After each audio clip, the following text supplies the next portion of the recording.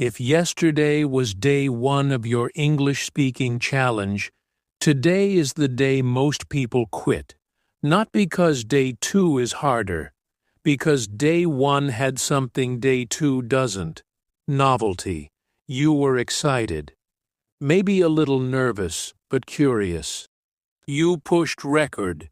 You said a few sentences out loud, and it was new enough to feel like progress. Today, that feeling is gone. You already know what's coming. You know your voice is going to sound strange to you. You know you're going to pause mid-sentence looking for a word you know.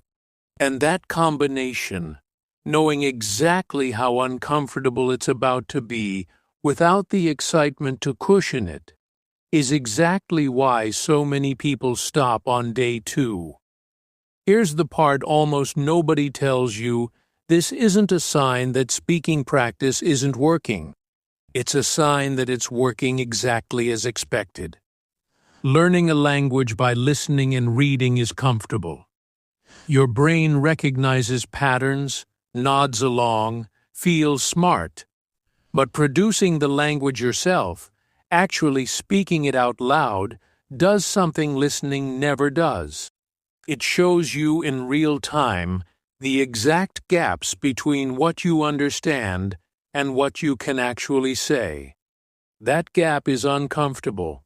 It's also the only way it closes. So the goal of today isn't to speak better than yesterday. The goal is smaller, and much more important, don't stop. In the next few minutes, you're going to get one specific exercise, not vague advice like practice more. A single, repeatable challenge you can do today in under 2 minutes, designed specifically to get you through this exact moment without quitting. Stick with it, because by the end of this video you'll understand not just what to do, but why the discomfort you're feeling right now is temporary, and why it fades faster than you think. Let's quickly look at what's actually happening in your brain right now, because understanding it makes it easier to push through. There's a well-documented idea in language learning called the affective filter.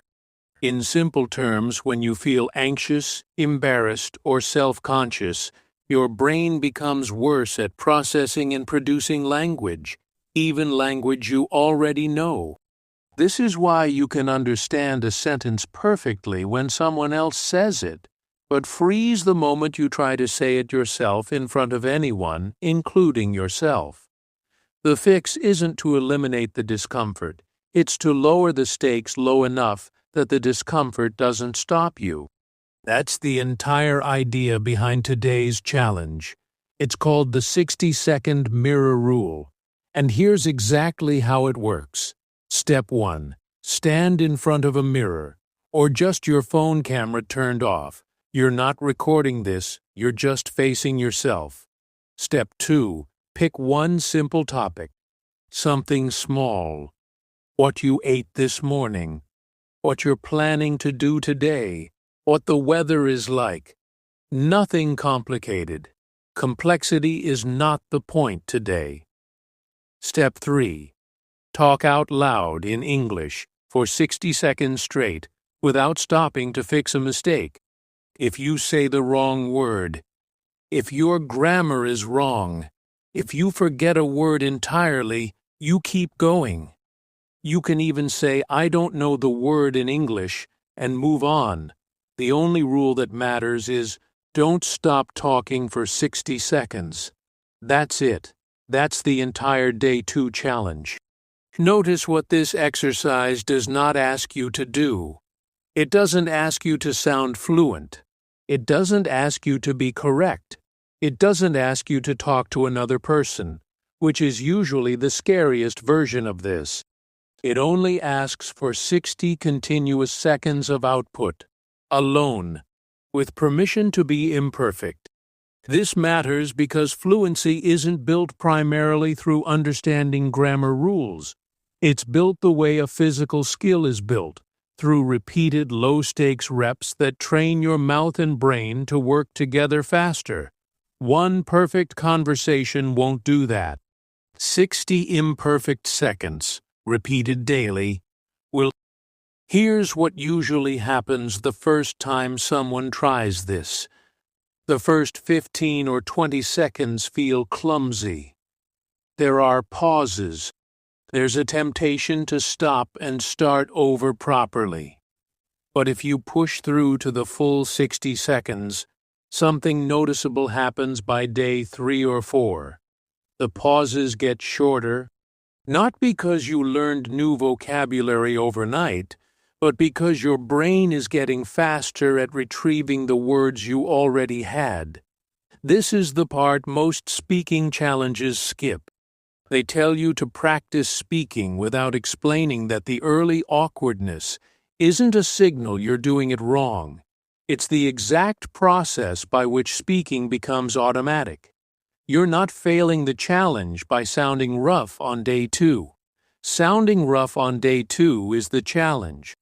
So today, before you do anything else, take 60 seconds. Pick a topic. Talk without stopping. Let it be messy. And when you're done, do one small thing that matters more than people realize. Notice one specific moment where you got stuck, one word, one grammar point, one idea you couldn't express, and write it down, not to fix it right now, just to notice it. That single noticed gap is exactly what tomorrow's challenge will build on. Day 1 asked you to start. Day 2 only asks you to continue. That's a much smaller ask than it feels like right now, and it's the one that actually determines whether you're still doing this by day 30. If this helped, Fluent Harbor has the full Speaking Challenge series to guide you through what comes next, one small day at a time.